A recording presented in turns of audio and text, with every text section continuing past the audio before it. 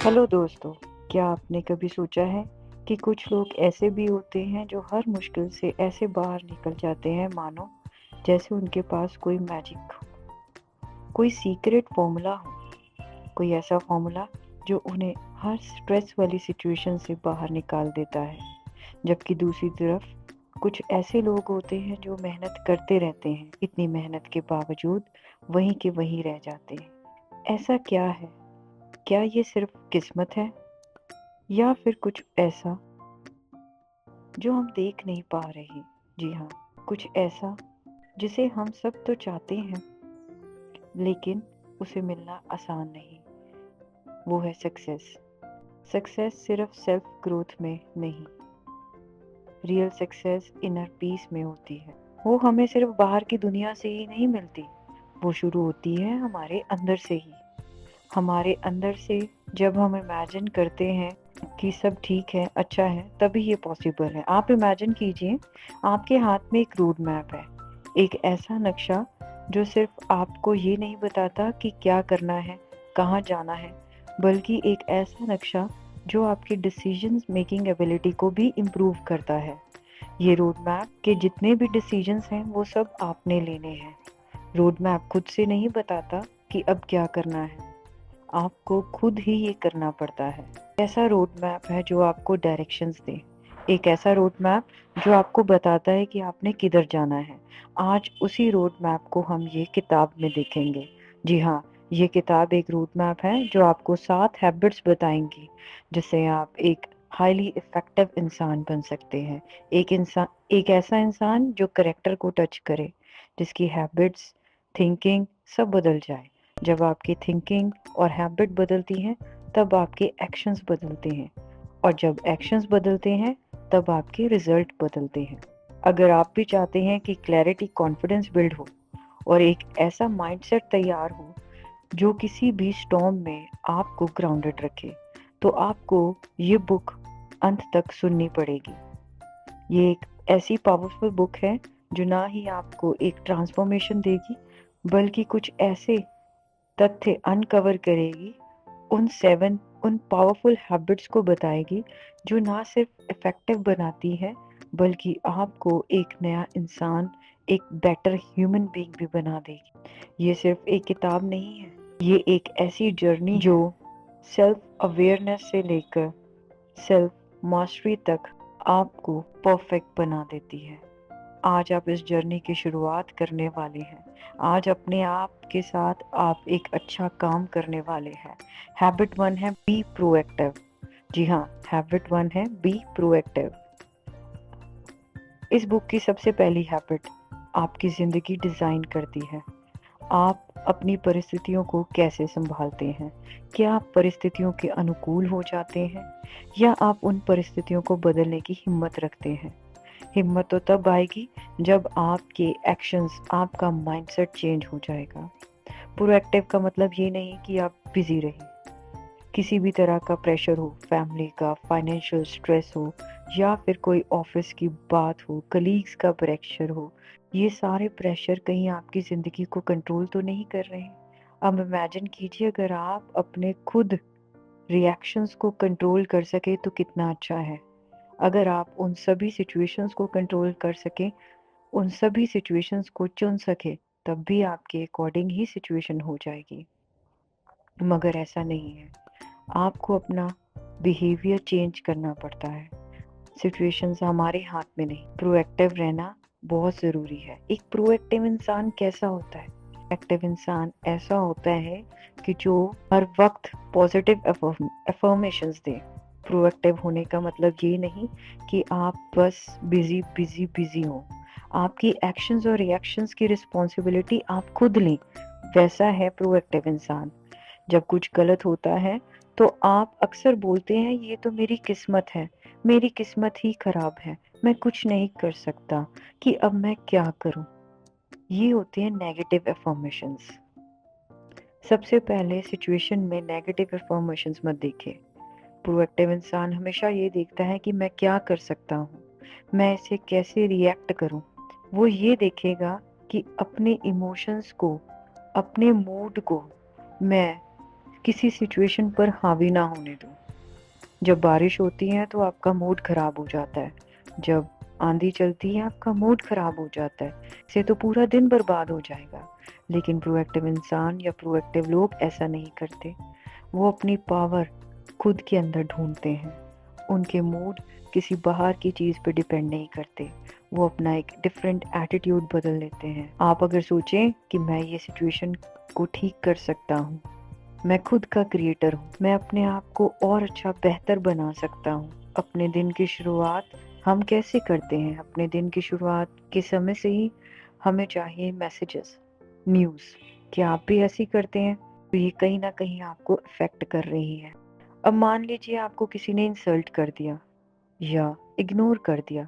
एक रिएक्टिव इंसान इसमें कैसे रिएक्ट करता है? उसे तो उसी टाइम गुस्सा एक्सप्लोर कर देगा। लेकिन प्रोएक्टिव इंसान पॉज़ लेगा। जी हाँ, वो सोचेगा, वो समझेगा और फिर एक ऐसा रिस्पॉन्स चुनेगा जो उसके वैल्यूज़ के साथ कोई भी कॉम्प्रोमाइज़ ना करे, वैल्यूज़ के साथ अलाइड हो। और कैसा इंसान बनना है, बस यही सवाल आपकी डायरेक्शंस को डिफाइन कर देता है। प्रोएक्टिव लोग अपने आप को बदलते हैं और जब खुद बदलते हैं तो पूरी दुनिया बदलने लगती है। और जब पूरी दुनिया बदलती है तभी हमारी सक्सेस है। Habit to begin with the end in mind, ये है हमारी सेकंड हैबिट। अब एक पल के लिए सोच लीजिए कि आप मर चुके हैं, आपका फ्यूनरल हो रहा है। जी हाँ, आपने सही सुना, आपका खुद का फ्यूनरल। और लोग इकट्ठा हुए पड़े हैं, उनमें से कुछ आपके रिश्तेदार हैं, कुछ कलीग्स हैं, कुछ और जाने माने वाले लोग हैं। अब आप क्या चाहते हैं आपके फ्यूनरल में लोग आपके बारे में क्या क्या कहें? ये बहुत अमीर था, या फिर ये कि ये बहुत अच्छा था, दिल से सच्चा था। अगर आप ये चाहते हैं कि लोग आपको याद रखें तो आपके लिए बहुत ज़रूरी है कि आप वो लोग के बारे में क्या कहें। अब हमें इस हैबिट में ये देखना है कि कोई भी काम करने से पहले हमें फाइनल रिजल्ट दिमाग में क्लियर रखना चाहिए। जी हाँ, आप कुछ भी कर रहे हैं आपको पता होना चाहिए कि आपका मकसद क्या है, आप क्या चाहते हैं। बहुत क्लैरिटी के साथ आजकल लोग जी तो रहे हैं मगर गलत वे के साथ। अब इमेजिन कीजिए कि आप किसी कुएं में खड़े हैं और जब आप किसी सीढ़ी की हेल्प से ऊपर जाते हैं तो आपको पता लगता है कि आप तो गलत आ गए। हम पैसे के पीछे भागते भागते ये भूल जाते हैं कि हमने गलत करियर ऑप्ट किया है, गलत जगह पर काम कर रहे हैं, गलत बिजनेस कर रहे हैं। तो आप चाहते क्या हैं? Begin with the end in mind. जी हाँ, यहीं से हमारा स्टार्ट होता है सेकंड मेन हैबिट, कि आप अपनी ज़िंदगी का एक पर्सनल ब्लूप्रिंट बनाएं। एक ऐसा ब्लूप्रिंट जो एक अच्छे आर्किटेक्ट ने डिज़ाइन किया हो। आप खुद ही अपने नक्शे तैयार करें। आप कौन बनना चाहते हो? आपका मकसद क्या है? ये सवाल ही आपको इस नक्शे को तैयार करने में मदद करेगा। आपकी वैल्यूज़ क्या है? ये सब की क्लैरिटी बहुत ज़रूरी है। तो फिर आपके डिज़ाइंस भी क्लियर हो जाएंगे। आपको अपने लिए नक्शा बनाने में बहुत आसानी हो। आप सब कर सकेंगे। आपको किसी तरह की कोई कन्फ्यूजन नहीं होगी। आप वही चुनेंगे जो आपको आपकी स्किल्स को मैच करता है। फ़र्क समय की मात्रा का नहीं, प्राथमिकता का है, यानी प्रायोरिटीज़ का। और तीसरा habit, put first things first, मतलब जो सबसे ज़रूरी है उसे सबसे पहले करना सीखो। जी हाँ, अब ये सुनकर आपको लग सकता है अरे ये तो टाइम मैनेजमेंट की बात है। ये टाइम मैनेजमेंट की बात नहीं, ये सेल्फ मैनेजमेंट की बात है। इसमें की गई बातें बहुत गहराई की हैं। सबके पास वही समय है, 24 घंटे। आप इसे कैसे यूज़ करते हैं ये आप पर निर्भर करता है। 24 घंटे होने के बाद भी आपको लगता है मेरा तो ये काम रह गया, वो कॉल लेनी थी, उसको मैसेज करना था, वो पेंडिंग रह गया, ये पेंडिंग रह गया, क्योंकि आप इन चीज़ों को प्रायोरिटाइज नहीं करते। इम्पोर्टेंट गोल्स को मत भूलें, क्योंकि अर्जेंट काम शोर मचाते हैं लेकिन इम्पोर्टेंट चीज़ें चुप रहती हैं। अब एक सवाल खुद से पूछिए, क्या आप अपनी प्रायोरिटीज़ अपने हिसाब से रख रहे हैं, उसे जी रहे हैं, या दूसरों के हिसाब से? हाईली इफ़ेक्टिव लोग जानते हैं क्या करते हैं? वो ज़्यादा अपनी सेहत पर, सीखने पर, फैमिली पर, प्लानिंग पर टाइम यूटिलाइज़ करते हैं। उदाहरण के लिए जो लोग एक्सरसाइज़ करते हैं, वही तो बाद में कम बीमार पड़ते हैं। तो यही सिखाती है one of the most important habit. तीसरी हैबिट हमें यही सिखाती है कि अपने रोल्स और गोल्स को पहचानें। आप बेटे हो, बेटी हो, दोस्त हो, हर रोल में आपके रिस्पॉन्सिबिलिटीज़ हैं और हर रोल के लिए कुछ मीनिंगफुल गोल्स होने चाहिए। जब आप ये क्लैरिटी पा लेते हो, तो फिर आपका हर दिन पर्पसफुल हो जाता है। अब बात आती है डिसिप्लिन की। जी हाँ, डिसिप्लिन ये सबसे इम्पॉर्टेंट है। अर्ली मॉर्निंग उठना, टाइमली जिम जाना, खाना खाना, मीनिंगफुल काम करना, ये सब मदहोश करने वाली चीज़ें नहीं हैं, लेकिन ये वो हैबिट्स हैं जो आपकी ज़िंदगी को ट्रांसफॉर्म कर सकती हैं। हमारी तीसरी हैबिट का मतलब भी यही है, अपने कंफर्ट जोन से बाहर आना, अपनी विल पावर को डेली डिज़ाइन से इस्तेमाल करना। और सबसे ज़रूरी बात, जी हाँ, सबसे ज़रूरी बात, ना कहना सीखना, क्योंकि जब आप हर किसी को हाँ बोलते हो, तो आप अपने सबसे ज़रूरी कामों को ना कह रहे, तो आपको ना कहना भी आना चाहिए। हाँ, तो आप सही रास्ते पर हैं। अगर नहीं तो आपको रुक कर सोचना होगा, क्योंकि अल्टीमेटली सक्सेसफुल लोग वो नहीं होते जो सब काम कर लेते हैं, जो सब कुछ कर लेते हैं, बल्कि वो होते हैं जो चीज़ें अच्छे से करते हैं। आप बिज़ी नहीं, इफ़ेक्टिव बने। ज़िंदगी को डायरेक्शनलेस भीड़ में खोने नहीं दें। आपकी ये जो थर्ड हैबिट है, पुट फर्स्ट थिंग्स फर्स्ट, आपकी प्रायोरिटीज़ के रिगार्डिंग ही है। इसे पहचानें। कॉफ़ी बताते हैं ज़्यादातर लोग इन 5 बुरी आदतों में फँस जाते हैं। विन लूज़, सिर्फ मैं ही जीतूँ और कोई नहीं, बाकी सब हार जाएँ। ये आदत भी बहुत बुरी है। फॉर एग्ज़ाम्पल, एक एम्प्लॉई को आप इतना तंग कर देते हो कि वो एम्प्लॉई जॉब से चला जाता है। ये कहीं न कहीं आपके वैल्यूज़ को डिफ़ाइन करता है। नेगेटिविटी फैलाने से आप पे कहीं न कहीं इसका इफ़ेक्ट ज़रूर होता है। अगला है लूज़ लूज़। इसका क्या मतलब लूज़ लूज़, कि अगर मैं भी हार रहा हूँ तो तू भी हार, अगर मैं नहीं जीत सकता तो तू भी हार। ये भी एक इतनी बुरी आदत है जो कहीं न कहीं आपको और आपके आस-पास में जितने लोग हैं उन सबको अंडर डिफाइन करती है। ऐसी आदत भी नहीं होनी चाहिए। तीसरी आदत है लूज़ विन। कहीं न कहीं आप अपने सेल्फ रिस्पेक्ट के साथ कॉम्प्रोमाइज़ कर बैठते हैं, जिसकी वजह से आप खुद सही होते हुए भी गलत हैं। तो ये भी एक बुरी आदतों में काउंट होती है। कोवे ने स्ट्रॉन्ग रिलेशनशिप के लिए एक ऐसी आदत बताई है जिसका मतलब है विन विन, कि मैं भी जीतूं और तू भी जीते। इससे कोई कॉम्प्रोमाइज़ नहीं, कोई वैल्यू कॉम्प्रोमाइज़ नहीं होता, कोई नेगेटिविटी नहीं होती।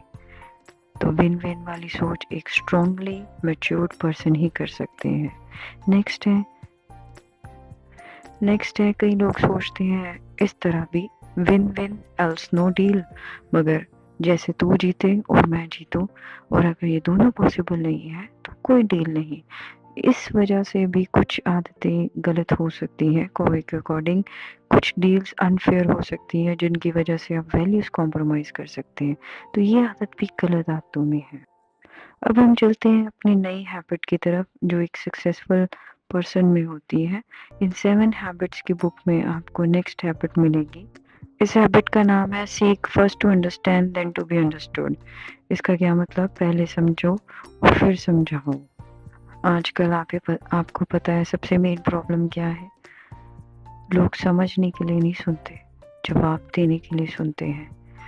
यही रीज़न है आजकल के हर तरफ लड़ाई झगड़े का। पति पत्नी में हो, एम्प्लॉयर एम्प्लॉय में हो, फ्रेंड सर्कल में हो, कलीग्स के साथ हो, ये रीज़न बहुत ही कॉमन है, क्योंकि हम आजकल सुनने में बिलीव नहीं करते, समझने में तो दूर की बात है। सामने वाले की भावनाएं समझकर, अपने आप को उसकी सिचुएशन में रखकर जब हम उसकी बातों को समझते हैं तभी पॉसिबल होता है, तभी हम एक एम्पैथी वे के साथ समझा सकते हैं, समझ सकते हैं। कॉफ़ी की नेक्स्ट हैबिट है सिनर्जाइज़। इसका क्या मतलब है? एक अकेले नहीं हमारी नेक्स्ट हैबिट कॉफ़ी के अकॉर्डिंग है सिनर्जाइज़। इसका क्या मतलब है कि एक अकेले से बेहतर है टीम के साथ, सबके साथ, सबका साथ, सबका हमारा एक लेवल का एक्सपीरियंस या अकेला मेरा एक्सपीरियंस कुछ नहीं कर सकता। बहुत कम चांस होते हैं जब आप अकेले काम करते हैं, लेकिन जब आप टीम के साथ काम करते हैं तो कहीं ना कहीं आपके जो बाकी लोगों के एक्सपीरियंस है वो बहुत काम आते हैं। मैंने खुद ने ये ऑब्जर्व किया है। कोवे ने एक बहुत ही अच्छी बात कही है, जब अलग सोच और अलग अनुभव मिल जाते हैं तो दोनों मिलकर एक बेहतर समाधान प्रोवाइड करते हैं। आपने वो कहानी तो सुनी होगी ना कि एक इंसान एक स्टिक तो तोड़ सकता है, लेकिन स्टिक का बंडल तोड़ना इतना आसान नहीं। जब हम सबके साथ काम करते हैं, यूनिटी में काम करते हैं, तो हमें तोड़ना आसान नहीं होता। अपने ही टीम के मेंबर्स जब हमारे साथ मिलकर काम करें तो हमारी जीत पक्की है। एक और एक हमेशा 11 गिने जाते हैं, लेकिन जब उसी टीम को तोड़ने की बारी आती है तो हम एक एक करके मेंबर्स को तोड़ते हैं। इकट्ठे तो नहीं टीम टूट सकती। आपने कई गेम्स में देखा होगा, चाहे वो कबड्डी हो, बास्केटबॉल, वॉलीबॉल या क्रिकेट का मैच, जब एक एक करके सब आउट होते हैं तब हमारी हार निश्चित है। इसलिए इकट्ठे टीम में रहना, टीम में काम करना बहुत ज़रूरी है। आपको पता है अगली हैबिट कौन सी है? शार्पन द सॉ, मतलब खुद को निखारते रहो। आपकी बाकी हैबिट्स तभी निकलेंगी जब आप इस पर काम करेंगे, चाहे वो आपका शरीर हो, दिल हो, दिमाग हो, आत्मा हो। शरीर को निखारने के लिए आप क्या करते हैं? सोचिए। शरीर को निखारने के लिए हमारे पास है ऑप्शंस, जैसे सैर करना, एक्सरसाइज करनी, ठीक है? इनसे हम फिट रह सकते हैं। इनको निखारने से कहीं ना कहीं हमारा हेल्दी माइंड और हेल्दी बॉडी सोल ज़रूर एक्टिवेट होता है। अब बात आती है दिल। दिल को निखारने के लिए हम क्या कर सकते हैं? दिल को निखारना है, जी हाँ, दिल को निखारने के लिए आपको अच्छे रिश्ते रखने पड़ेंगे। अच्छे लोगों के साथ अच्छा रिश्ता होना बहुत ज़रूरी है। एक अच्छा सोशल सर्कल बनाना पड़ता है। कहीं ना कहीं वही सर्कल आप पे पॉजिटिविटी रिफ्लेक्ट करता है, जो आपकी आत्मा के लिए भी बहुत अच्छी है। अब बात करते हैं दिमाग की। आप ये ऑडियो बुक सुन रहे हैं, इसका मतलब आप अपने साथ क्या अच्छा कर रहे हैं? आप अपने दिमाग को अच्छा कर रहे हैं। दिमाग कैसे स्वस्थ रहता है जानते हैं? रीडिंग कर, ऑडियो बुक सुनकर, या फिर उसके साथ की रिलेटेड एक्टिविटीज़ करके। अब बात आती है आत्मा। आत्मा को अच्छा रखने के लिए आप क्या कर सकते हैं? आप अपनी लाइफ में गोल सेट करें, आप ध्यान लगाएं, आप मेडिटेट करें। इन सब चीज़ों से आपकी शरीर, आत्मा, बॉडी, माइंड, सोल सब स्वस्थ रहेंगे। आई होप कि आपको मेरी ये ऑडियो बुक अच्छी लगी हो। Please like, subscribe and comment on my channel and do subscribe. Thank you so much. I am very grateful to you कि आपने एंड तक सारी बुक सुनी है। Thanks a lot.